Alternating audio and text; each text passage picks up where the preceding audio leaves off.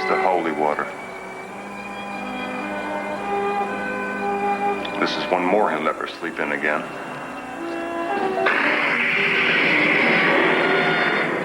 Damnation!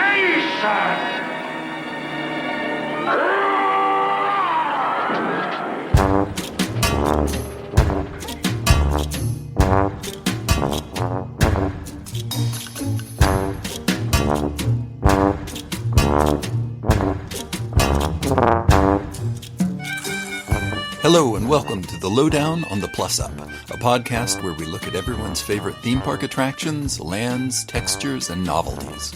We talk in, over, about, and through our week's topic, and then, with literally no concern for practicality, safety, or economic viability, we come up with ways to make them better.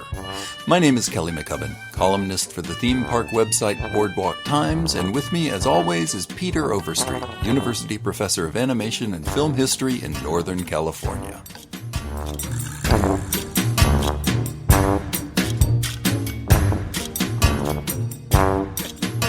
Yeah. They were so proud of this, they put that in the newspaper ads. Yes.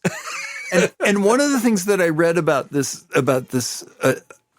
show that they were doing is that, so when we talk about Universal Studios, yeah, and at this point it's starting to become more of a fully fledged theme park. Yes. We have to talk about Jay Stein. Yes, please. Let's talk about Jay Stein. So Jay Stein is at this point, the creative head of Universal Studios. Mm-hmm. He also seems pretty insane. Yes. When you compare the staffs of Universal Studios to the staffs of Disneyland, you find a really interesting comparison. The staffs of Disneyland, they're geniuses, brilliant people, thoughtful, inspirational. The staff of Universal Studios is a mob. Yeah. They are cutthroat. They will fire you if you, breathe funny. Yep. And Jay Stein is right at this point, the top of the ladder here. Yeah. And one of the things that if you work for Jay Stein at this point, the thing that you are trying to achieve is what's known as a JayBang. Okay. Okay, please explain. What is a JayBang? So a JayBang is... Folks, this is still an appropriate show for kids. It is absolutely. It's not what you're thinking. Jeez. A JayBang was how Jay Stein would describe an experience where he has a quick, sudden, emotional kind of rush. Okay. And so you turned a corner on the tram tour and Norman Bates comes running at you. If it actually thrills you, that's a JayBang. Okay. That's fair. So Jay Stein is one night watching a TV show called The Curse of Dracula. Uh-huh. Which is a made-for-TV Dracula movie starring Michael Nouri. Oh, wow. There's a point in the movie where Dracula turns to the screen and growls like an animal. And something about this scared Jay Stein. Whoa. And he went to work the next day and said, we need a show that has that moment in it. Okay. So his entire theory about the Castle Dracula show is, I want a show that has a moment where Dracula growls at the audience and it freaks them out. He did. He did. They did. Yeah. They did do that. I saw that show twice. Yeah. I got to sit in the front row because I really wanted to get pulled out of the audience and get turned into a little Frankenstein. Right, because part of this was still a makeup show to an extent. Yeah. Yep. And you had dinner with Dracula. Yeah. So you usually had a boyfriend, girlfriend pulled out of the audience to become the bride and Frankenstein. Right. They would make up a kid to look like Eddie Munster, basically. Yeah. But I'm curious about this JayBang thing because... well, who isn't? Because we have to talk about the Phantom of the Opera for a minute. Yeah. In the show, you mean? In the show. And it's not an animatronic Phantom of the Opera. It is a theatertronic Phantom of the Opera. Yes, it is a theatertronic Phantom of the Opera. but it was voiced by someone who was very special and who had just had a very well-rated, if not insane, Hollywood special. I'm talking about the immortal Paul Lynde. Yes, it was for a brief period voiced by Paul Lynde. Yes. They got rid of it after a while because people recognized it too easily. 2 weeks. Yeah. 2 weeks. Because as soon as the Phantom looks like the Phantom of the Opera. Yeah. But like Paul Lynde, silence mortals. I am the Phantom of the Opera, Eric. And you're like, oh, God. Because he had just done a Hollywood special with Margaret Hamilton. Yeah. Witchy Poo from, H.R. Puffin stuff. Yeah. And Kiss. The whole premise is Paul Lynde is like, I guess it's because of his association with Bewitched. Oh, yeah. Because he was Tabitha's uncle who was a witch. And so I guess it was like, that's Paul Lynde, I'm the Queenie Witch, and here's the Witchy Poo. And then here's the Wicked Witch of the West, and here's Kiss. I mean, all that's missing is the Osmonds, But I think it was because of that popularity of that Halloween special, because it was very highly rated on television. Yeah, which is funny because I've seen it and it's terrible. It's awful. I think it was highly rated because it was like one of the first times Kiss was on screen. Yeah, that's probably true. So everyone's like, we got to watch Kiss. Yeah. We have to Detroit Rock City. Yeah. But and they were very mysterious back then. It was like people just didn't know what was going on. And we hadn't been subjected yet to Kiss versus the Phantom of the Park. Ooh. So, isn't that right, Starman?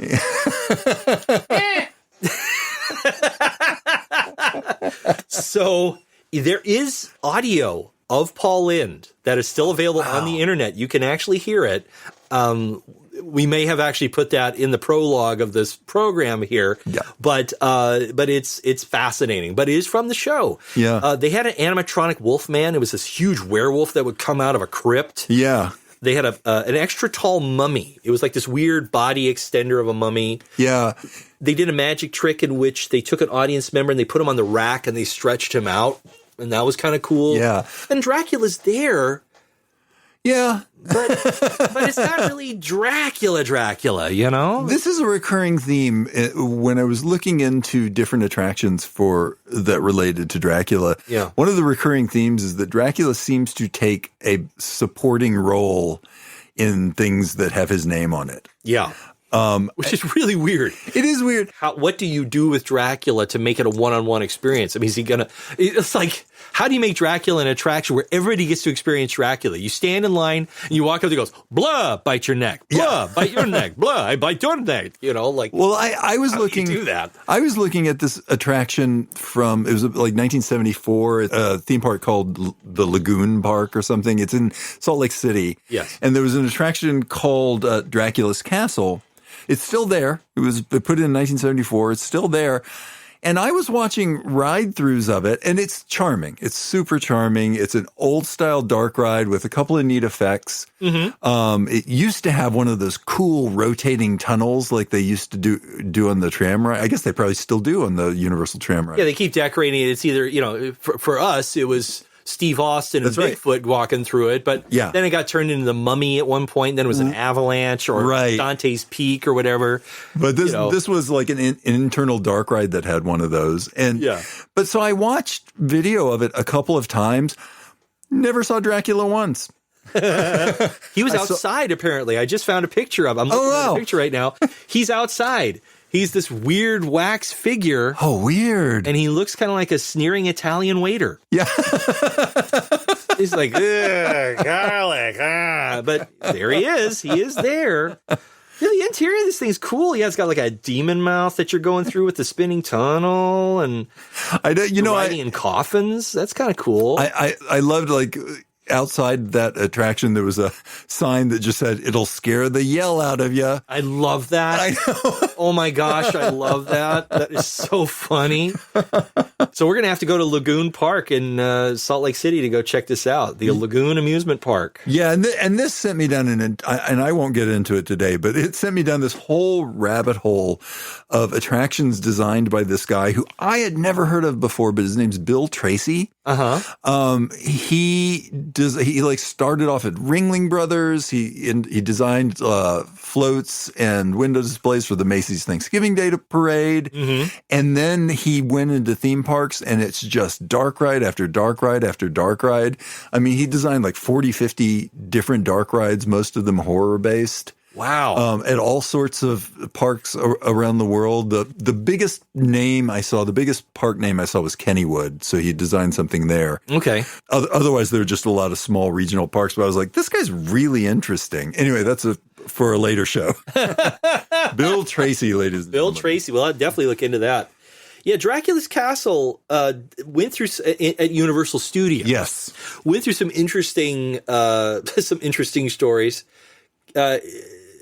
One of the things I read about the attraction, there was a whole article about it in Famous Monsters. Go figure. Yeah. That's actually really, really fun. One of the things is that they had to try and tie it in with modern audiences in the 80s. Yeah. People were getting more. This is like 79, 80. 79, 80, which is a weird time for monsterdom at this time because what happened was Universal was banking heavily on the success of this new Dracula with Frank Langella. Yeah. They thought this is going to be like our horror version of Superman. Yeah. You will believe a man can fly as a bat, right? So instead we're going to have this disco sex scene in the middle of it that just doesn't make any damn sense. Yeah. And Sir Laurence Olivier as this weird, like, rabbi character that is not a very good Van Helsing. Yeah. Because he was so sick. Yeah. There's a stunt double who gets impaled in it because they had to kill off Van Helsing because he was just so sick they couldn't finish the film. What a shame. But for you Doctor Who fans Yes. who are watching this remake, keep your eyes open for Dr. Seward's assistant sanitarium worker. It's none other than Sylvester McCoy. Really? Yep, he gets the iconic line in the film, well, who could possibly want to own Carfax Abbey? And in comes Sylvester McCoy, Count Dracula, and in comes Dracula. And there he is, it's Sylvester McCoy. That's amazing. I didn't realize that. Yep, so that's for Kelly. And it totally is. We're both Doctor Who nerds as well. Yeah, I'm a total unabashed Seventh Doctor guy. I love Sylvester McCoy. Yeah, he's fun. Yeah. He's fun. But unfortunately, just before it was released, another film was put out that starred the comedian George Hamilton called Love at First Bite. Yeah. Which totally pokes holes in the entire vampire genre. It's pretty funny, too. And it's awesome. Yeah. Children of the night, shut up! It's really good. But the problem is, it made so good of it. It did such a good job of parodying Dracula because it was cashing in on the success of Mel Brooks's Young Frankenstein. Yeah. Like, hey, Brooks made money with this one. We're going to do a Dracula version of it. Yeah. And they did such a good job of poking a hole in everything that everybody knew about Dracula. It actually ruined Dracula. And I mean Dracula as a character. Yeah. As like, you see very few Dracula movies from that point on. Yeah. For a long time. Yeah, not till really Coppola. And it really knocked out Dracula by Universal. Yeah. They were furious that had happened. And because of that, people thought Dracula was passé. They're like, oh, that's kid stuff. What, Count Chocula? And so they tried to spruce up the show by having a modern movie monster come in. The Incredible Hulk. Oy. In which he would, at some point, I don't know what spurs it, but at some point, out of nowhere, they just sprayed some local bodybuilder guy from Muscle Beach or something like that to come out in the green trousers and he would go out and he would grab a plant in the audience and run off. Like, what are we doing here? Yeah. So they shut that down. Yeah. Eventually, the Dracula's Castle shut down. It did not last very long. It only lasted for about 3 or 4 years. Yeah, it didn't last long, and Jay Stein was never happy with it. No. He never got the effect that he wanted. No. And interestingly, he was not a guy that was sentimental or held on to stuff. If he didn't think it was working, he was just going to kill it. Perhaps literally. But for some reason, he was really hooked on this idea and kept trying to fix it over and over and over again. Real quick, before we get to the end of this attraction, I read this really great story where initially they were trying to have, during the climax, have a flock of bats fly over the audience's heads. Yes. But someone came in and said, you can't do that with bats. It's dangerous. Like they're bats. Yeah. So they hired a guy named Ray Berwick to train a flock of little green parrots who they painted black with a special dye. Ugh. Oh, God. After 3 months of training, it was time for the final run through. At the proper moment, the cage door lifted. All the parrots flew towards the stage, took a left and flew out of the arena and never came back. Jeez. So they started over and they tried to train pigeons instead. So one of the shows that I saw when I was younger, I remember the pigeons. Yeah. And they call, they said Children of the Night, and they turn the lights off. So you'd hear the flapping. Yeah. And so they dim the lights down. So you see these flapping things. And then, but you had to ignore the fact that there was bird poop everywhere. Yeah. And it's on my shoulder. I remember my grandfather used to love wearing these very elegant leather jackets. Yeah. And at one point, we walked out of there and goes, when did a bird poop on me?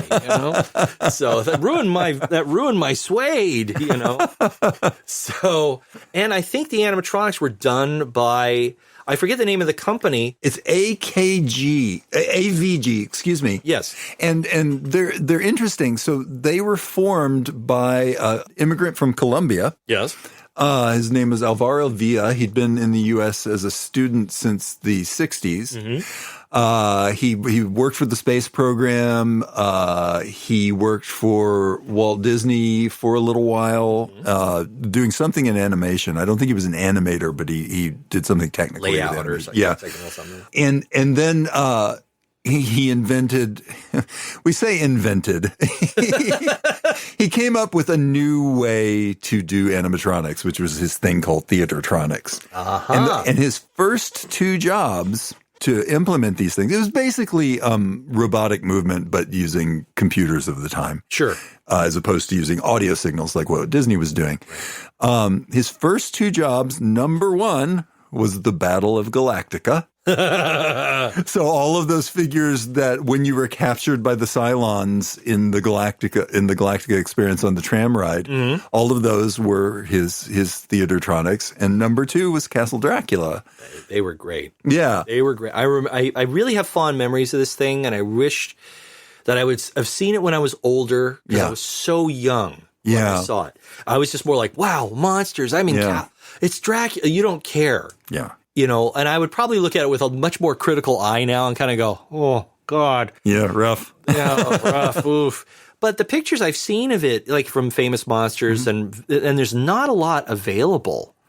So I found a reel that was put out by that company, AVG, that was just showed sort of a display of what they were doing in the early 80s. So it has a little bit of footage of this show. Of the werewolf and some of the others. Yeah, and then the Phantom. And it looks okay for that period. It doesn't look bad.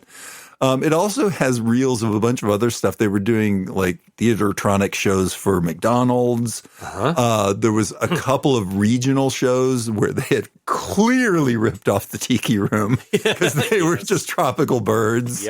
Yep. But yeah, you can see that's the most footage I've seen from it was from that reel. Okay. So I want to take another attraction that does... And I'm not going to say that this is a massive theme park attraction. Yeah. But this is an attraction that is loved by many people on the East Coast, and it does bear mentioning because it does involve Dracula. Okay. And it comes from this world of monster movies and monster kiddom. Yeah. It was started in Connecticut by a young boy who loved to build the Aurora model kits. Yeah, Of Dracula, Frankenstein, Wolf, and me too. I used to still have. I mean, for up until about 2011, I still had my glow in the dark werewolf. Yes, I had that one too. I love those. They were so great, and those are very collectible, by the way. Yeah. Even the remakes that were put out by Polar Lights, those go for a lot of money. Yeah. But even unboxed and painted ones go well into $100 or more for one of those. Oh, that's awesome. They're great. Yeah. But he wasn't satisfied with that, and he came from this kid came from a showbiz family. Yeah. His name is Cortland Hull. Boy, that name sounds familiar. It should seem familiar because he was the great nephew of film actor Henry Hull, a.k.a. the Werewolf of London. Yeah. And also Josephine Hull, who played one of the two sweet little old ladies in Arsenic and Old Lace. Oh. And so he came from the showbiz family, and his father, so he started building his own monsters.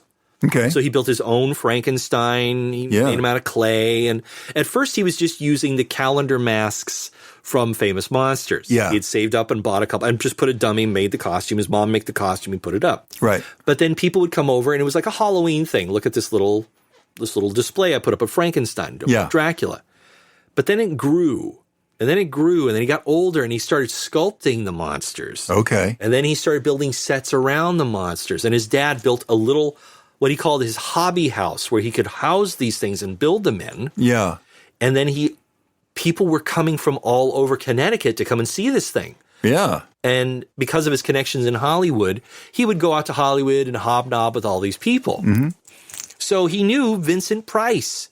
And he got Vincent Price to record an introduction to his attraction, which is called The Witch's Dungeon. Oh. And then he met June Foray, who became the voice of this witch that became his main logo. Yeah. But he also had a section on Dracula. And it was like a one-man show where you would walk through this museum that was built. It would have the fly, Karis the mummy, the mole people, the whole thing.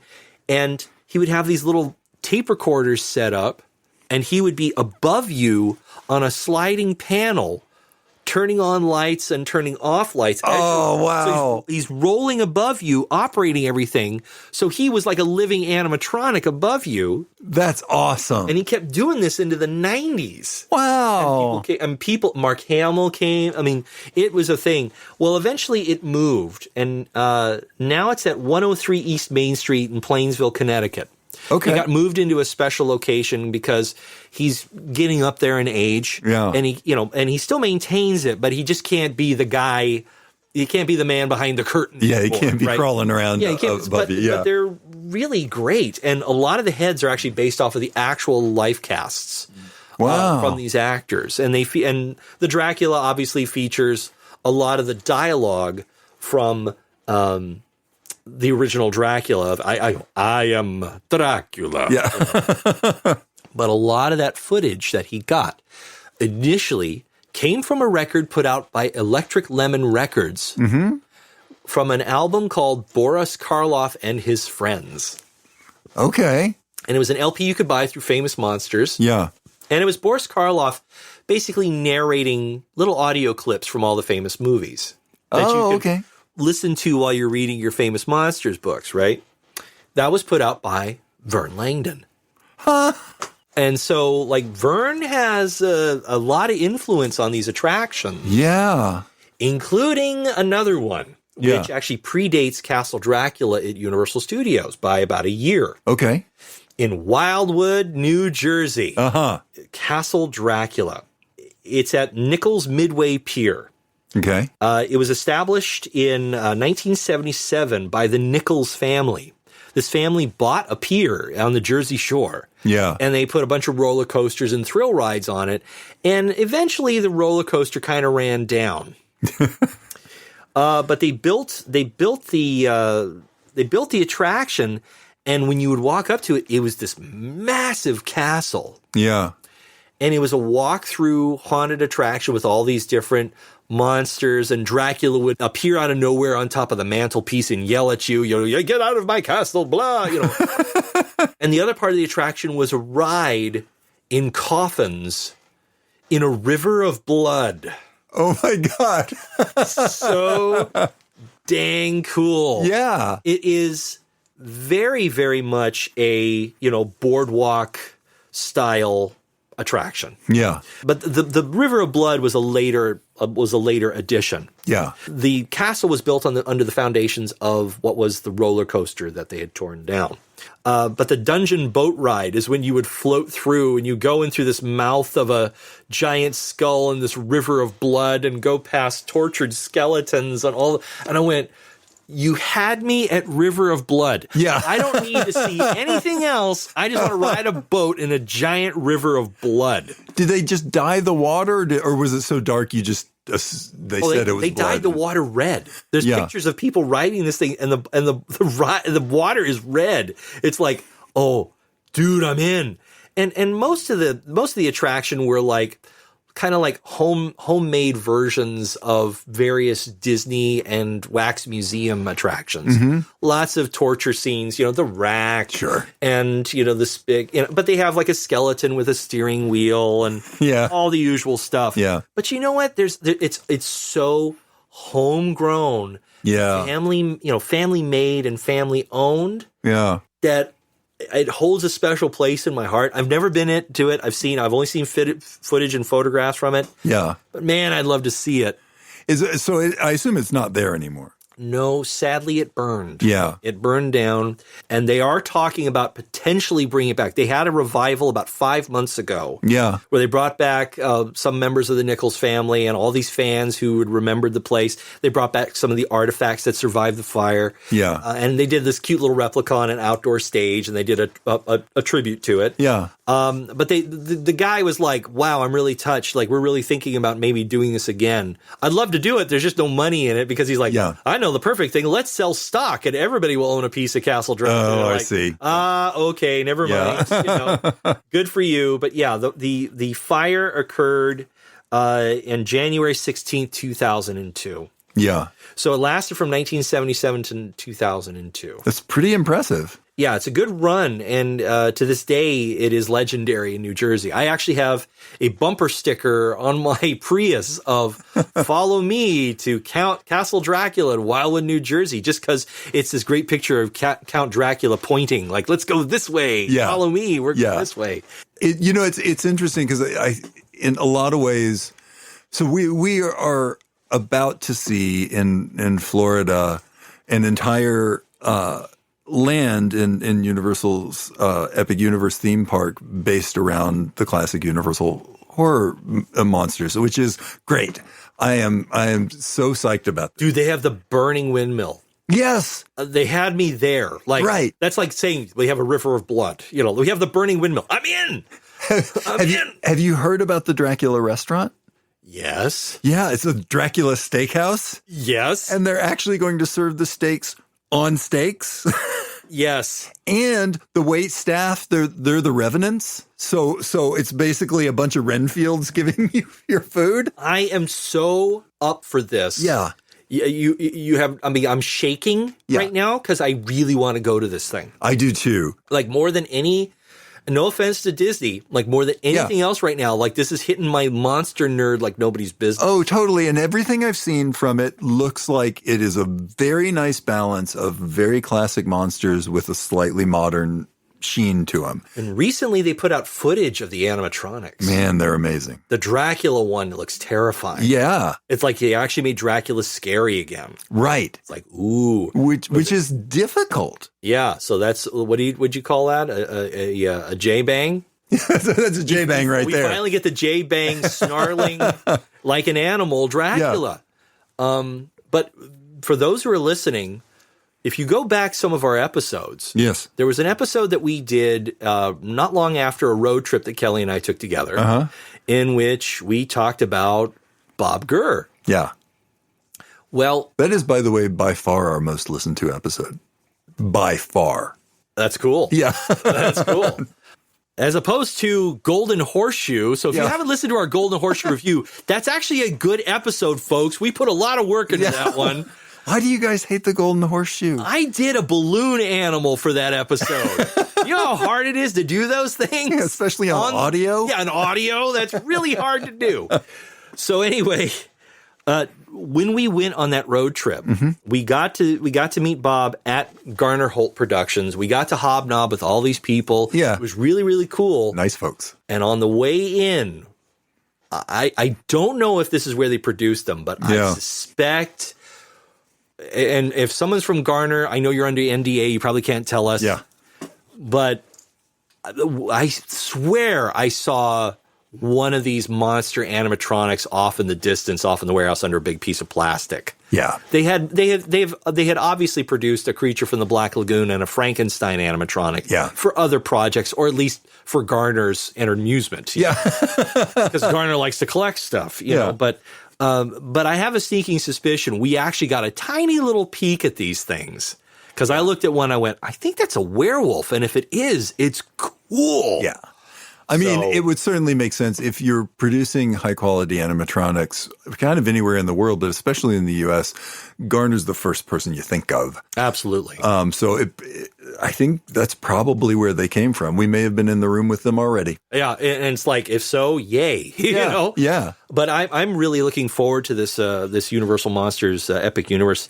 Maybe at some point in our future, we'll finagle, you know, for those who are listening, for those of you in Universal who understand that at the executive level, who really want to have a good marketing point, we have two sad middle-aged white guys from California who have reintroduced you to the term JayBang.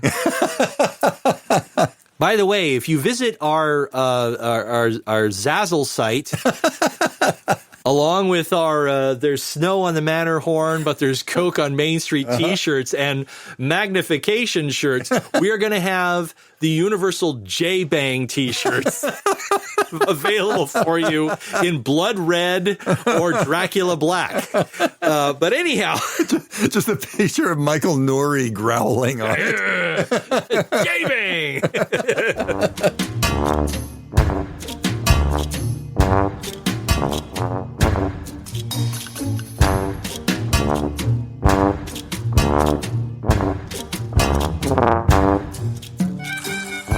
The Lowdown on the Plus Up is a Boardwalk Times podcast. At boardwalktimes.net, you'll find some of the most well-considered and insightful writing about the Walt Disney Company, Disney history, and the universe of theme parks available anywhere. Come join us at boardwalktimes.net.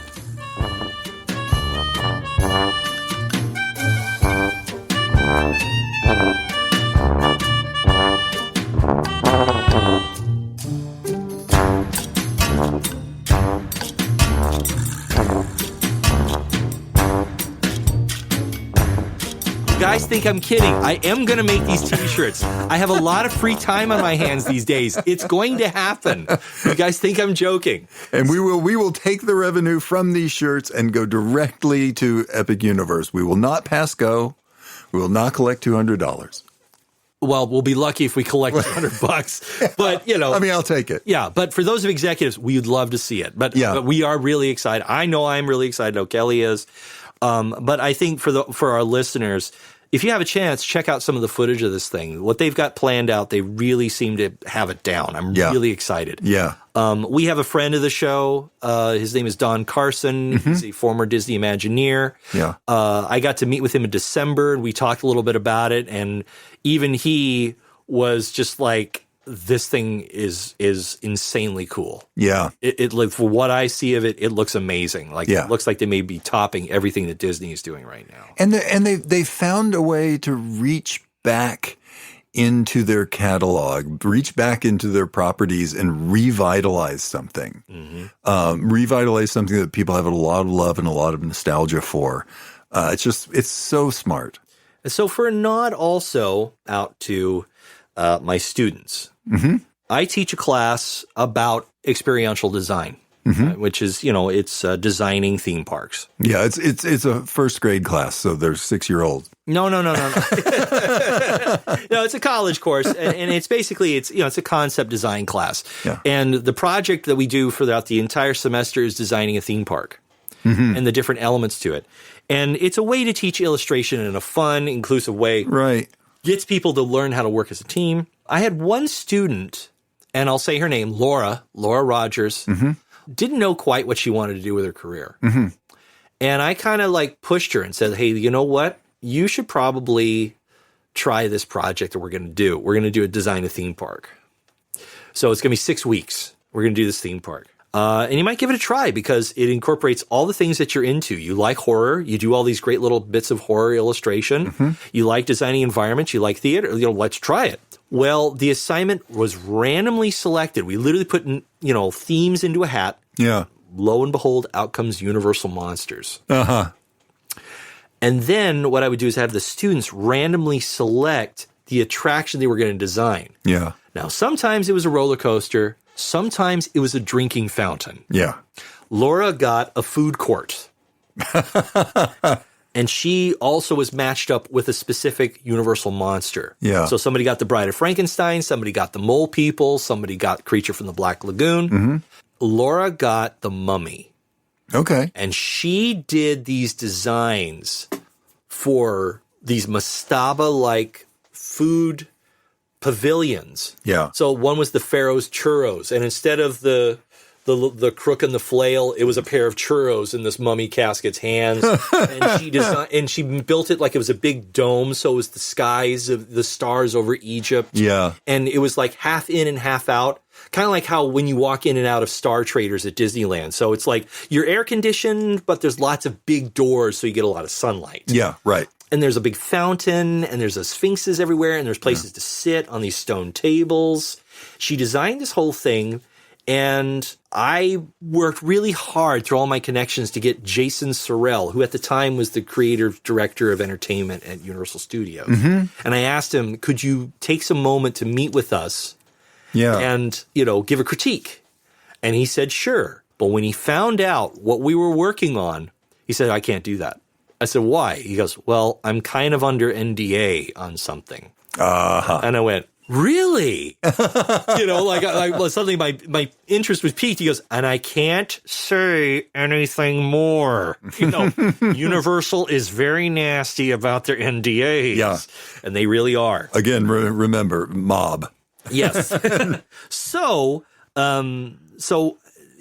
he didn't see it until they finally announced Epic Universe. And then he said, yeah, I can take a quick look. Yeah. And he looked at it, and he actually sent a marvelous comment, which is, this looks better than some of the stuff we've been seeing. And Laura took some of those designs, and she actually got some interviews at theme park firms. And I think she actually got some contract work out of that. So I'm very proud of her for tackling this. Yeah. So we have now reached a point where the sun is about to rise over the children of the damned. We must reach our final part of our show, which is the plus-up. Yes. So we didn't do a plus-up during our last show with our special guest. Yeah, he was the plus-up. He was the plus-up. So I don't know who goes next. I don't know. Do you have something in mind? It's going to be a river of blood. It's tough because we've picked a subject matter instead of an attraction or a land or something. So it's like, well, what does a plus up mean? Well, it can kind of mean anything you want it to mean. Absolutely. I think I know what I'd like to try and do with Dracula, with an attraction of some sort, is to go back to our interactive episode a little bit. Yes. And to set up a weekend cruise aboard a schooner. Yeah. But we repaint it and redecorate it so that way, yes, you're on the schooner, but for, it's an overnight trip where you're aboard the Demeter. Yeah. And it's a murder mystery / escape room on a ship. And Dracula is aboard with it. So it's like a haunted house mixed with an escape room on board an actual ship out in the water. Yeah. Yeah, that sounds safe. That should work out. But as we say in the beginning of our program, we have no problems with safety or budget or anything like that. But that's something I would love to see because Kelly and I saw The Last Voyage of the Demeter, and it's not a great film, but It's not bad. it was fun. Yeah, it's fun. It was fun. And Yeah. I that's one of my favorite parts of the book, actually, is this notion of being stuck on a ship with the Prince of Darkness. Yeah. Like, oh, this is cool. So if you were on that, if you were doing like a murder mystery or something like Yeah. that was based on that, assumedly all of the patrons Yeah. would have to be eliminated one by one. Oh, yeah. Because there's an inevitableness. It's like doing a Cthulhu story. Like eventually you're all going to die. There's no way around that. Titanic, the Yeah. cruise. Yeah, exactly. So what would they do? So say you get eliminated early, like Dracula gets to you early. What do you do? Do you become a rat? Like what happens? No, you become a revenant. You become a You become a revenant. Yeah, Okay. you become a revenant, and Yeah. then you have other things that you have to do on the ship. Where now you're working against the mortals. Yeah. So you actually, it's like playing cops and robbers, and if you're a cop and you suddenly go bad, Oh, this would be great. like you have to have a buy-in, but at the same time, it still could be really, really fun. Yeah. So that's my plus up. How about you? What? Okay. I've been thinking about this. So, more and more, I've been thinking. So you hear this from Disney a lot that everything starts at story. Yeah. And more and more, I'm thinking this is a bad idea. So all of my favorites. So I'm going to talk about a dark ride here. All of my favorite dark rides don't tell a story particularly well. No. That great original scary Snow White ride. Yeah. Or Peter Pan, or what are Pinocchio's greatest hits. the cave train in Santa Cruz. Oh, yeah. The Spelunker's Cave at Six Flags Over Texas. They don't tell stories particularly well. Knott's Berry Tales. Right. What they do is they reflect a mood really well, and they will sort of energize the part of your brain that saw a story previously. Sure. And say, hey, you remember this bit? Remember this bit? But they don't actually tell a story particularly well. And I think this may be a whole other conversation, but I think this may be a mistake that theme parks are making right now is they're trying to tell really coherent stories in a single attraction. But I agree. what I'm getting at is that Joe Rohde would have our heads for saying that. I know. He would. But- and I love the guy. I do too. But we can hear him coming. Yeah. rattle. But what I would like to do is to do a moody greatest hits dark ride through the Hammer Dracula film. Hell yeah. I'm in it. So we just, lots of Christopher Lee, lots of Peter Cushing animatronics. And you go all the way through. So, you start at Horror of Dracula. Maybe you get that final scene with the candelabra and the curtains coming down. Yeah. and, you do Brides of Dracula. You do Dracula, Prince of Darkness. You're just slipping through. You get, Scars and Taste the Blood of Dracula. You drink the filth. You drink the filth. I want to be in a dark ride where someone yells, "You drink the filth" at me. This is what I want in my life. And of course, you end up spiraling out to Dracula AD 72. And Satanic Rites of Dracula. It's Satanic Rites of Dracula, where the band Stoneground plays a number for you at the end. And everyone's wearing like white satin suits and stuff. And Christopher Lee's refusing to speak. I don't want to be a part of this film. One. I want to plus up your plus up. All right, you go for ready? it. Yeah. Okay, so we had another episode where we talked about shooting galleries. Yes. But we mostly focused on the firearms aspect. We didn't really talk about like Buzz Lightyear and the Toy Story, light-sensitive laser thing. Wouldn't it be cool as a plus-up if it was a reverse shooting gallery? Meaning the creatures so you go through your ride. Yeah.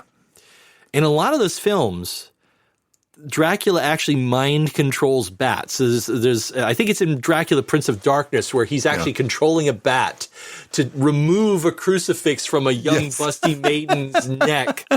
And we see her wonderful décolletage beneath this crucifix as this ridiculous rubber bat yanks it off. It's so ridiculous. It might as well be a Jean Rollin film. It's like it's so But wouldn't it be cool if you had other creatures of the night and other things that actually, whenever you have the red eyes staring at you, they're actually shooting beams at you.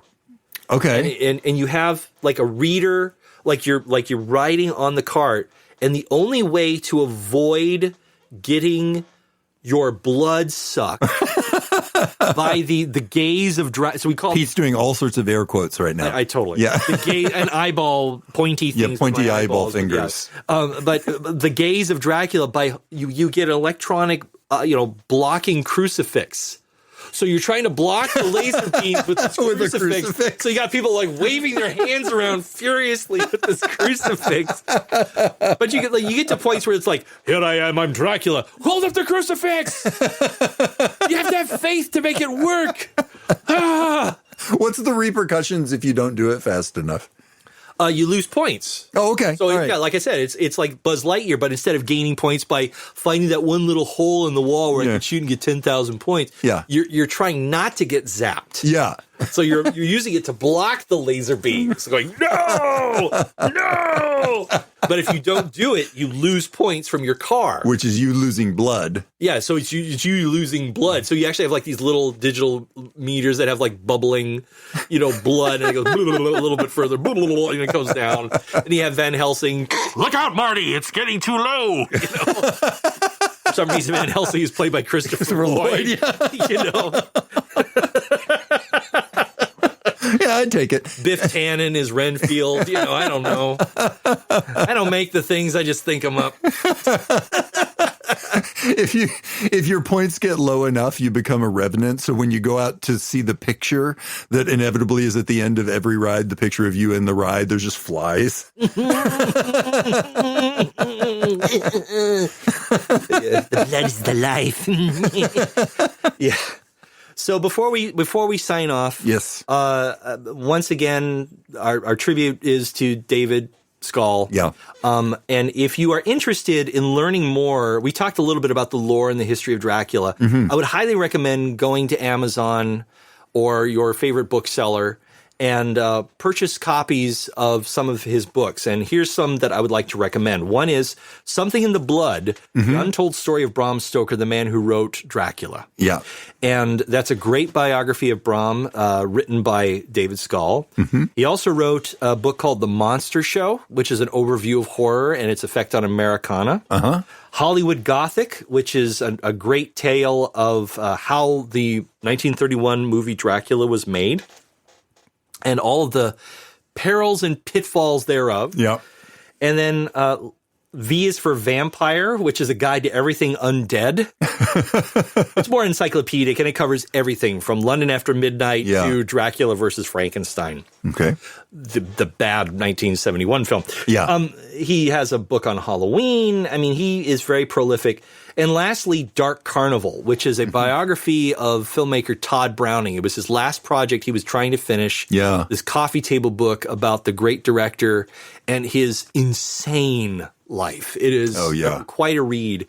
So I know he has some family members who still benefit from the sale of his books. So if you have a chance, and if you have an interest in monster movies, I cannot recommend these books enough. And so that's my little love note to David. So thank you for all the inspiration. All right. So before we sign off, what's your favorite Dracula film? Number one. The number one Dracula. Good heavens, you're putting me in a corner here. Yeah. I actually think my favorite Dracula film is the BBC version that was done. Yeah. It was a mini series. Yeah. And it was done roughly about the same time that Doctor Who's, Tom Baker's Doctor Who was being produced, because a lot of the same sound cues and sound effects are being used in it. Yeah. But it stars Frank Finlay as Dr. Abraham Van Helsing. Yeah. And Louis Jourdan as Dracula. Yeah. And it's actually, for a made-for-TV movie, it's actually quite terrifying. It scared the heck out of me when I was a kid. Yeah, it's great. And don't get me wrong, I love the Christopher Lee films, but if you want a Dracula movie that really got under my skin, that's the one. Yeah. Not because it's close to the book, not because of the special effects. That's the one that actually really scared me. Yeah. And I love Dracula films. I mean, I'll even watch Dracula Meets Billy the Kid. Sure. So. Yeah. How about you? If we count the Nosferatu films, I would say maybe the Herzog Nosferatu. If we don't count the Nosferatu films, oof. It's kind of hard to top Kinski's mouth breathing. Yeah. I got to tell you. If we don't count those, I might go with Guy Madden's Dracula Pages from a Virgin's Diary. Oh, that's cool. Which is one of the few films that actually does have Quincy Morris doing the deed. And it's just so wackadoodle weird and fascinating. I just love it. I think my number 2 is actually Andy Warhol's Dracula. Just to hear Udo Kier's shout out, "The blood of these whores is killing me." By the way, one thing that Dracula Pages from a Virgin's Diary has that no other film I've ever seen, no other Dracula film I've ever seen has, and this is directly from the book, Dracula actually does bleed money from it. Because in the book, Dracula gets cut and money comes out. I forgot about that. You're right. And it's a racist anti-immigrant thing that Stoker did, but big time. And he makes a point to say that there's British pounds in there now. But it's the only film that actually has that in it. Wow. Yeah. That's insane. Yeah. Yeah, not a lot of movies actually have like the hairy palms or other things like that. No. These are all things that when we open up our Christopher Lee tribute Dark Ride. Yeah. With flailing crosses and laser beam zapping. That's going to be in the merchandise. Yeah. We'll have our Dracula stomach money dispenser. We'll have our hairy palms. Dracula's stomach pressed penny machine. Yeah, pressed penny machine. And then hairy palmed, mittens that you can buy. The obvious Dracula teeth. The cheapy plastic Nicolas Cage Dracula teeth.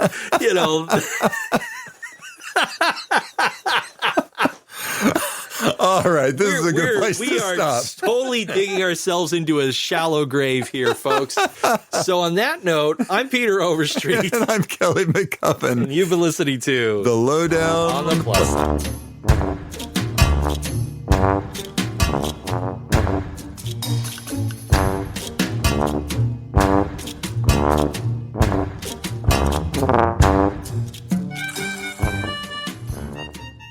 We hope you've enjoyed this episode of The Lowdown on the Plus Up. If you have, please tell your friends where you found us. And if you haven't, we can pretend this never happened and need not speak of it again. For a lot more thoughts on theme parks and related stuff, check out my writing for Boardwalk Times at boardwalktimes.net. Feel free to reach out to Pete and I on our Lowdown on the Plus Up Facebook group or send us a message directly at comments@lowdown-plus-up.com. We really want to hear about how you'd plus these attractions up and read some of your ideas on the show. Our theme music is Goblin, Tinker, Soldier, Spy by Kevin MacLeod at incompetech.com. We'll have a new episode out real soon. Why? Because we like you.